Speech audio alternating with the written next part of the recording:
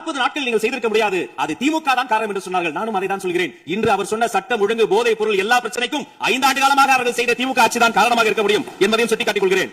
பள்ளி மாணவர்கள், ஒரு கல்வித்துறை அமைச்சர் தான், பள்ளி மாணவர்களுடைய புத்தக பையிலே அன்றைய முதல்வர் ஸ்டாலின் படத்தை நாங்கள் போடவே இல்லையே என்று பெருமையாக சொன்னார். அப்புறம் ஏன் சார் லேப்டாப்ல மட்டும் அந்த படத்தை போட்டீங்க? நீங்க லேப்டாப்பில் போட்ட படத்தை எங்கள் மாணவர்கள் திண்ணர் வைத்து அழித்து விட்ட காட்சிகளும் சமூக வலைதளத்தில் பார்த்துக் கொண்டுதான் இருக்கிறோம்.